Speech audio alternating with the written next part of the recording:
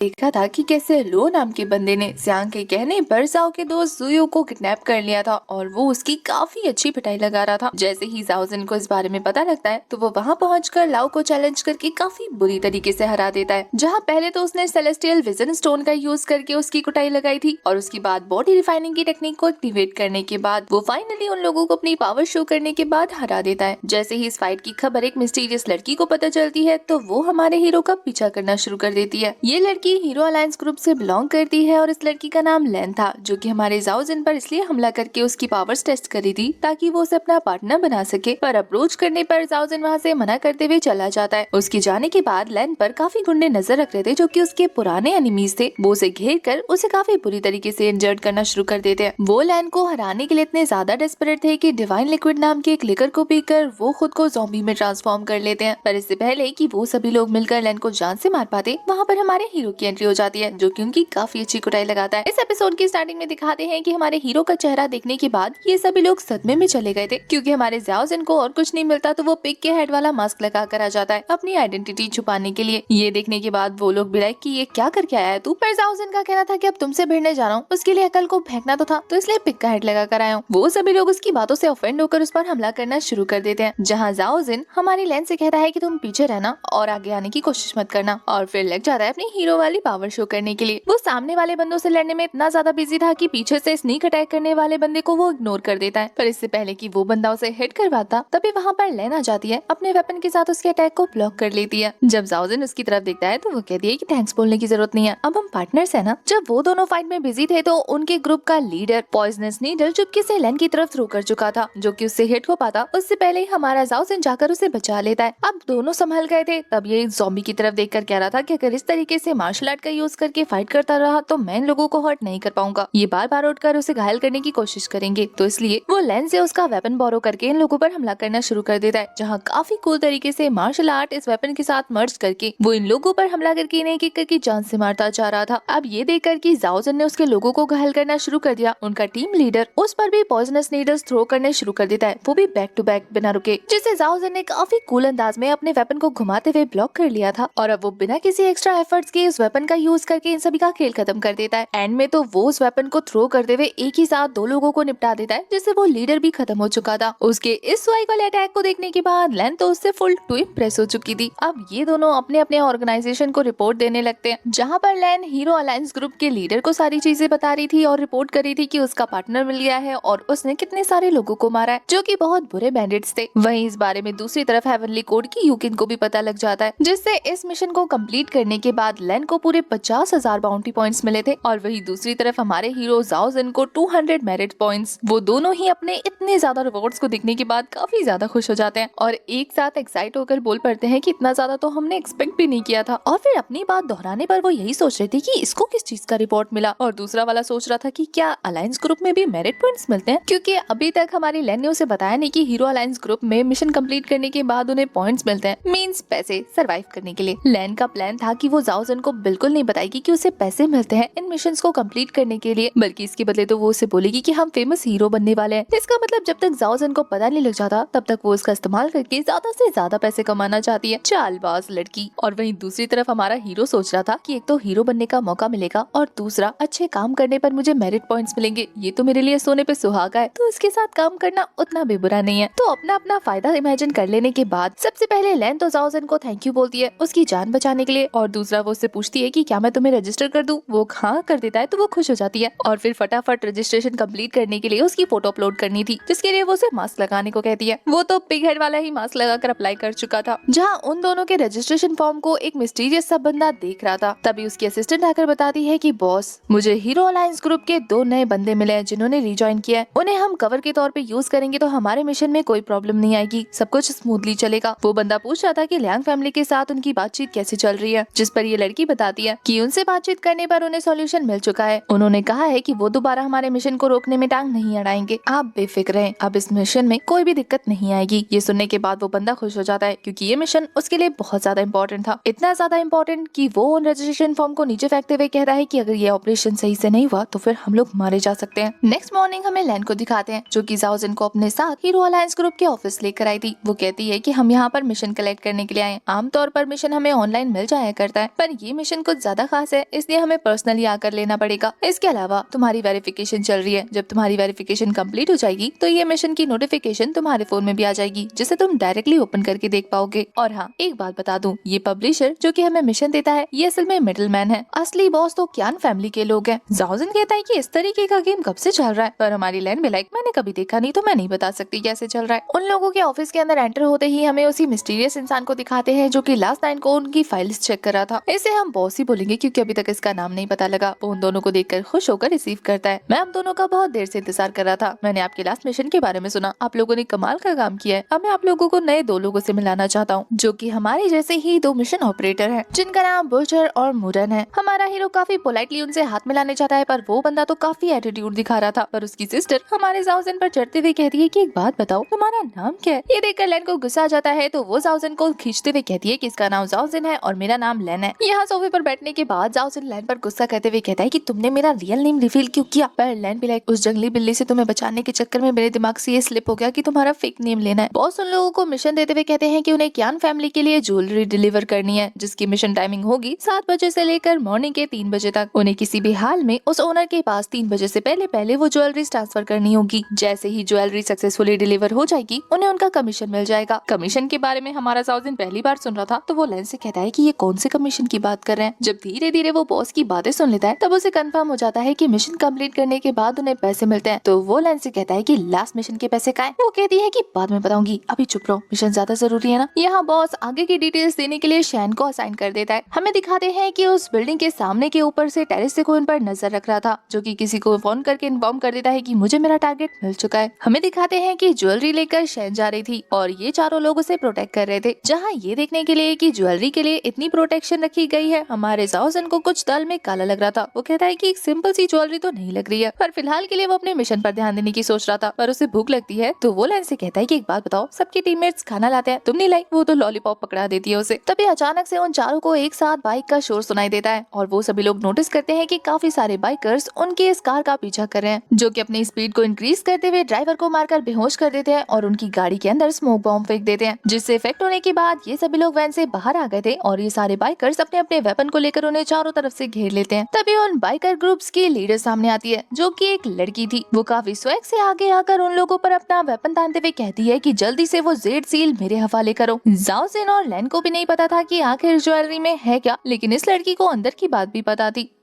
जब वो लोग कोई रिस्पॉन्स नहीं करते, तो ये लड़की अपने साथियों से हमला करने को कहती है, जिससे वो धीरे धीरे इनकी तरफ आगे बढ़ने लग जाते हैं। और ये देखकर शैन को समझ आ गया था कि अब उसके हाथ से ये सील चला जाएगा, तो वो इन चारों को अपना डिफेंस मोड एक्टिव करने को कहती है, जिससे ये चारों ही फाइट करने के लिए तैयार हो जाते हैं। बुचर और मुरन तो सच में काफी ज्यादा स्ट्रॉन्ग थे, जो कि बिना वेपन, बिना कल्टिवेशन के ही अपने बॉडी मूवमेंट से उन लोगों को धूल चटाए जा रहे थे। ये बंदा तो किसी गुंडे से कम नहीं लग रहा था, जो एक ही पंच में उनको ढेर कर देता है। अब तक हमारा हीरो भी अपनी कल्टिवेशन का यूज नहीं कर रहा था, पर लैन अपने वेपन का यूज जरूर कर रही थी। यहाँ उन लोगों को फाइट में बिजी देखने के बाद शैन डिसाइड करती है कि वो इस ज्वेलरी को बचाने के लिए खुद ड्राइवर के साथ आगे निकल जाएगी। तो वो जैसे ही उस कार के अंदर जाती है, पीछे से इन चोरों की गुंडी लीडर उसके पास पहुंचकर उस पर अपना स्वॉर्ड तान चुकी थी। वो उससे भी जाकर यही सवाल कर रही थी कि बताओ वो जेट पेंडेंट कहाँ है। और तो शैन को पता था, लेकिन फिलहाल वो अपनी जान की परवाह किए बिना कहती है कि तुम किस बारे में बात कर रही हो? मुझे नहीं पता, मैं किसी जेट पेंडेंट के बारे में नहीं जानती। पर इस मोहतरमा ने स्वॉर्ड को उसकी गर्दन पर धंसाते हुए कहा था कि अपनी जान की परवाह करो, उस ब्रीफ केस की नहीं। जल्दी बताओ, इसी ब्रीफ केस में है ना वो पेंडेंट? मेरे हवाले कर दो, मैं तुम्हें यहाँ से जाने दूंगी। शैन पहले तो झिझक रही थी, लेकिन उसके बाद वो उस ब्रीफ केस को उठाकर बाहर की तरफ थ्रो कर देती है, जो कि गाड़ी के काफी किनारे तक पहुंच गया था। इससे पहले कि वो लड़की उसे उठा पाती, शैन उसके पाँव को पकड़कर उसे ब्लॉक कर रही थी, जिसे गुस्से में आकर वो शैन को मारकर बेहोश कर देती है। पर उतने में हमारे हीरो की एंट्री हो जाती है और वो उसके ब्रीफ केस हाथ में लेने से पहले ही खुद उसे उठाकर टीज करना शुरू कर देता है कि मैडम ये चाहिए ना, तो आकर फाइट करो। वो तो ब्रीफ केस लेकर वहाँ से भाग गया था। जैसे ये लड़की उसका पीछा करने के लिए गाड़ी से जंप करती है, तो लैन ने अचानक से ही उस पर धावा बोल दिया था, जिसके लिए वो तैयार नहीं थी। यहाँ पर उनके लिए सबसे ज्यादा जरूरी उस ज्वेलरी को उसके ठिकाने पर पहुँचाना था। तो हमारा जाओजिन देर नहीं करता, बल्कि उन बाइकर्स के ही बाइक को पकड़कर रवाना हो जाता है। ये लड़की भी उस ब्रीफ केस को किसी भी तरह से हासिल करना चाहती थी, तो वो भी जाओजिन के पीछे पड़ जाती है। पीछे से बाकी सारे गुंडों को ये तीनों संभाल रहे थे। जहाँ हमारा हीरो काफी ज्यादा स्पीड में आगे बढ़ते हुए भी उसे पीछे नहीं छोड़ पा रहा था, वो उसके काफी करीब पहुँच जाती है। जाओजिन को अपने सामने एक गाड़ी नजर आती है, तो वो इसका यूज करके इस लड़की का रास्ता ब्लॉक कर देता है और काफी तेजी से आगे निकल जाता है। इधर ये अंकल तो निकलकर उसे गालियां दे रहे थे कि अंधा है क्या, मेरी गाड़ी के आगे मरने आया था। दूसरी तरफ से ये स्टंट वुमन अपने बाइक को किसी रॉकेट की तरह उड़ाते हुए उसके काफी पास पहुंच जाती है। उसके आगे ये चालाकी नहीं चल पाई। उसे अपने पीछे दोबारा देखने के बाद तो जाओ जिन उसे एडमायर करने से खुद को रोक नहीं पाता और वो इन सब में इतना ज्यादा बिजी हो गया था कि सामने से आ रही ट्रक उसे नजर नहीं आती और वो ऑलमोस्ट उसके पहियों से हिट होते होते नीचे गिर जाता है अपने बाइक के साथ। उसकी बाइक, ब्रीफकेस और वो तीनों सड़क के अलग अलग किनारे पर पड़े हुए थे। बाइक से गिरने की वजह से जाओ जिन बेहोश हो चुका था और जब ये लड़की उसके पास पहुंचती है तो उसे बेहोश देखने के बाद वो कहती है कि डिजर्व करते हो और भागो मेरे आगे आगे। इससे पहले कि वो ब्रीफकेस उठा पाती तभी हमारे हीरो को होश आ जाता है और वो उसके दोनों हाथों को इस तरीके से लॉक करता है कि वो उसकी बाहों में थी। हमारा हीरो कह रहा था कि बेबी वो हासिल करने की कुछ ज्यादा जल्दी नहीं है तुम्हें, पर मैडम को गुस्सा आ गया था और वो उसे मारते हुए कहती है कि कमीने तेरी हिम्मत कैसे हुई मुझे बेबी बोलने की। इसके बाद तो वो उसकी कुटाई लगाते हुए वो दोनों साथ में हाथापाई करना शुरू कर चुके थे। पर उन दोनों की फाइट के दौरान ही जाओ जिन ऐसा हमला करता है कि उस लड़की के चेहरे से उसका मास्क उतरकर नीचे गिर गया था। एक पल को तो हमारा हीरो उस लड़की की खूबसूरती देखकर मंत्रमुग्ध हो जाता है, पर फिर खुद को समझाते हुए कह रहा था कि इतने खूबसूरत चेहरे का भी क्या फायदा, आखिर हो तो तुम एक चोर ही ना। अब तक मैडम अपना मुंह छुपाने की कोशिश कर रही थी लेकिन उसकी बातें सुनकर चिढ़ते हुए कहती है कि तुम्हें किसने कहा कि मैं चोर हूँ। इस लड़की का नाम क्यांजू है जो कि सच में काफी खूबसूरत है। वो तो अपने दो स्वॉर्ड निकालते हुए कह रही थी कि अब तूने मेरा चेहरा देख लिया, तेरा मरना तय है। वो तो भागकर उस पर हमला करने जाती है लेकिन इससे पहले कि वो जाओसन पर अटैक करती, जाओसन का फोन बजता है और उसे नोटिफिकेशन मिलता है कि तुम अपने मिशन को कंप्लीट करने के लिए सिर्फ 1 किलोमीटर दूर हो, इसलिए जल्दी से उस लोकेशन पर जाओ, अपने मिशन को कंप्लीट करके रिवॉर्ड हासिल कर लो। ये सुनकर कि हमारा हीरो